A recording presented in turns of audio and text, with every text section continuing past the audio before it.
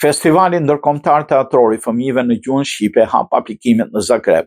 Është pallur thirrja për një pjesëmarrje në edicionin e dytë të Festivalit ndërkombëtar teatror të fëmijëve në gjuhën shqipe, i cili do zhvillohet nga 20 tetor deri me 1 nëntor në Zagreb, Kroacisë. Ky festival do shndrohet një platformë të rëndësishme kulturore për komunitetin shqiptar në diasporë.